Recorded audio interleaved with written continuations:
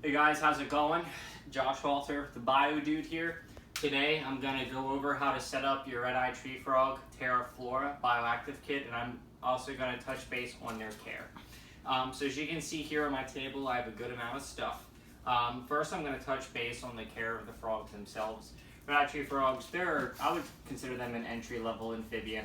They do really good in at least a 12 by 18 enclosure per adult, 20 gallon high for a pair. 29 gallon for a trio or higher is typically my recommendation. It's a common misconception that they like to be kept in very humid environments, and actually, in actuality, what they like is decent airflow with ambient humidity spikes throughout the day. So your moderate humidity should be between 55 and 60%, with maybe a spike up to 70-75 once before the lights turn off or right in the morning. 12 hours of daylight, 12 hours of nightlight. You want to keep them at room temperature around 70 to 75 degrees, and they do really good at that temperature. Live plants I don't want to say a must for this species, but they do so much better when you have them on a natural bioactive environment. They're extremely active frogs. They are nocturnal, so that's definitely something to keep in mind when getting these guys. But I've had my red eyes, which you can see back here. This is one of my breeders enclosures. I've had this tank set up for 6 years, maybe longer, and I've never changed it. They bred in there. I don't have a rain chamber built in or anything. It's just natural and cycling, and the frogs are living the way that they should be living. So as you can see right here, as you can see with the Flora kit, the first step is your HydroGrow, which is the drainage layer. So essentially what you do with the HydroGrow is you're going to open up your bag, and you're going to dump it at the very bottom of your terrarium, giving yourself about 1.5 inches deep drainage layer.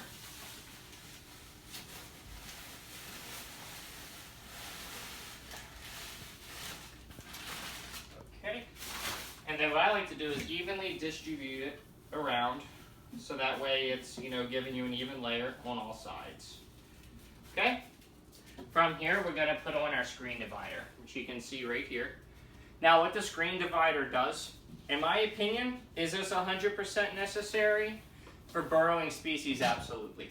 But for animals like red eyes that are never going to go burrow into the substrate, with how the HydroGrow works, it doesn't create a really bumpy layer. It creates a nice flat layer while allowing the water to pass through it, acting as the drainage layer. And what makes it so important is that it doesn't create all that unnecessary space for your substrate to mix up the HydroGrow. So in essence, do you absolutely need a mesh protector to protect the substrate? Not with my system. If you're using a burrowing animal, absolutely, because you don't want your burrower to get mixed in with the HydroGrow. The next step from there, after we put in our screen, is my substrate Flora. Flora is designed for your high humidity biomes, for toads, tree frogs, newts, salamanders, dart frogs, and it's meant to maintain humidity at about 85 and up. When handling in drier biomes, like for the red eyes, for example, it holds in the perfect amount of moisture without becoming waterlogged, and to prevent anaerobic bacterial growth, which is super important. So as you can see, I just cut the bag open. This is the best part about the BioDude bags. I thought about everything. I got dechlorinated water right here, and then I'm just going to go and dump the water into the bag. And what's going to happen is, as the water goes down through the bag, it's just the substrate is just going to absorb everything. Your hands aren't getting dirty yet. Yeah, but getting your hands dirty is the best part about this. So your water is nice and evenly distributed. Dump it. Look how easy that is. And then now the substrate's fully hydrated, mixed thoroughly, and you're good to go. You're going to evenly distribute it around your top layer. Okay. So we have our drainage layer, just a HydroGrow here, screen protector, and the Flora. Next step is the New Zealand sphagnum moss. This is one of the dudes, biodegradables. And what this does is it helps keep moisture up above the top level. Not only that, it breaks down, and your springtails and isopods are gonna love that, as does your soil. So we do the exact same thing right now. We're gonna get it all mixed together. Look at that, there's no water leaking out of here. It's fantastic. All right, so after your New Zealand sphagnum moss has absorbed its water, you're gonna take it out so it's wet but not dripping ridiculously. Plop it right on top here. You're just gonna spread it around, nice and easy. I usually do enough to just cover the top layer, leaving some of the dirt exposed. All right, so we got our initial layer of our initial layer of New Zealand sphagnum moss. The next step, which in my opinion is the most important step when creating bioactive enclosure, is the springtails and isopods. The isopods are crustaceans, and the springtails are arthropods that have been around since the dinosaurs. Their entire evolutionary niche in nature is to hide and break down decomposing matter such as feces, leaves, biodegradables, wood, a bunch of other stuff. These guys, as they break down your animal's fecal matter as well as your biodegradables, they are putting essential nutrients back into the soil. So it rejuvenates your soil, exactly what happens in almost every biome in the world. So it's as simple as dumping the bugs into the tank. From there, they breed and create a self-sustaining population. Now my favorite part is decorating. So what I got going on, got a cork tube. So I'm gonna put my cork tube where I think I'm gonna like it. Awesome. Then I got one of my begonias right here.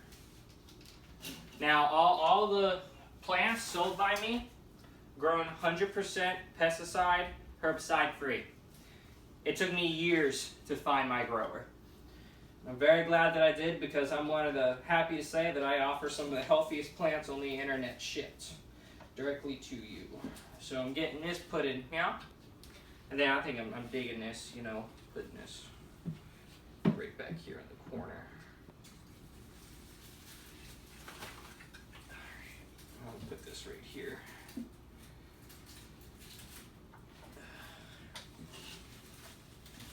If you guys hear that rustling, that's my bearded dragon over there, who's really angry because he sees the small red eyes on the table, and he just wants to destroy them, because that's what they do. So, I got the plants put in here, and then I sell these. I really like these. They're called Jungle Vines by Exoterra. I'm going to wrap this around the way that I like it. Let's see. Now, this stuff is waterproof, but obviously, like anything man-made, you need to wash it. If you're keeping it in an environment that is just going to be ridiculously humid, such as a poison dart frog environment that has very limited airflow, then I do not recommend these vines. However, if you're using them in a biome such as this, or like a crested gecko or a day gecko, they do fantastic. Yeah, I can dig this. Okay.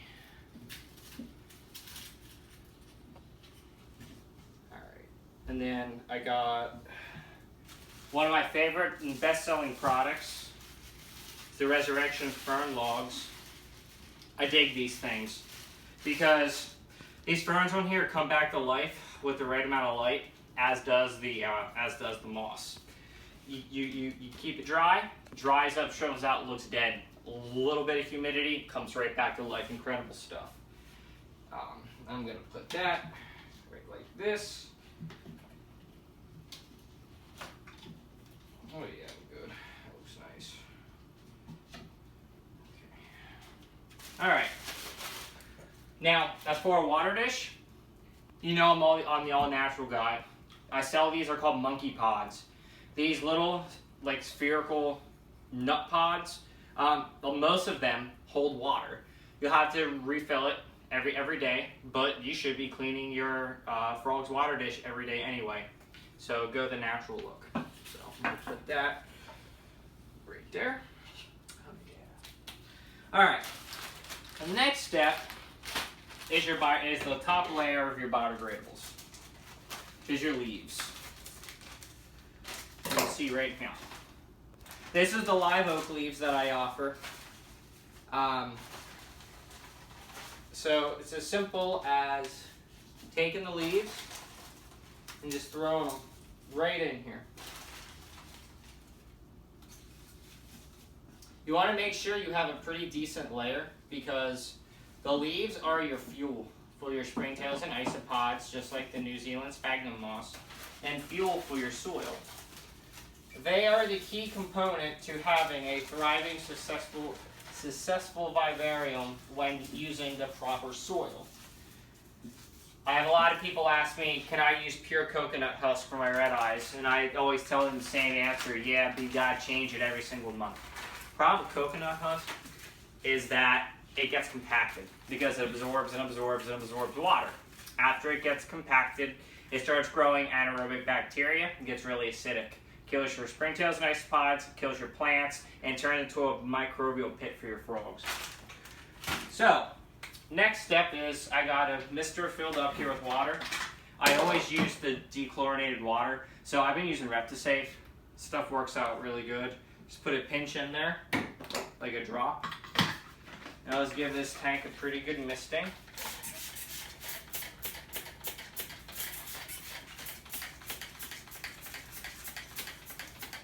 Okay.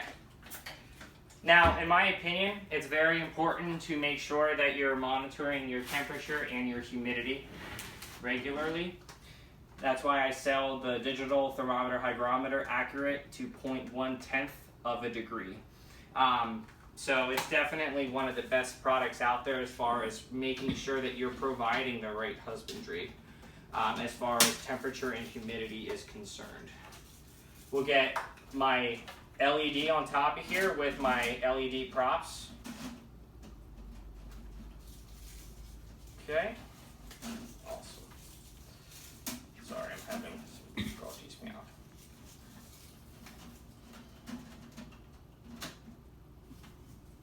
Alright. I'm not going to use the props right now. I need to use them one of the larger ones. Okay. So, here's a pretty entry-level red eye tank.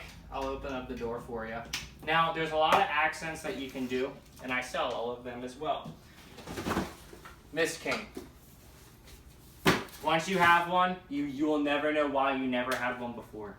They're the greatest things in the world. And a fogger. Foggers are good if you're using a waterfall or if you're using, have a pretty big water area. But it really makes your tank look really nice. Fill up the water in the water bowl.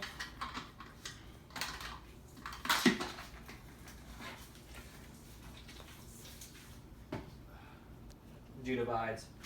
Gonna get the frogs in here. Get on in here, guys. Now, this is actually another grow out of mine that I just built for you guys. This is how I raise all my baby frogs. I used to keep them in sterile paper towels. It just wasn't for me, man. And ever since I transitioned them over, my success rate is much better, and overall I just notice a lot better, more unique behavior in my younger tree frogs. So again, my name is Josh Halter. You can visit me on theBioDude.com. Make sure you subscribe to my YouTube channel. Make sure you follow me on Facebook, and keep following. Thank you very much. The dude abides.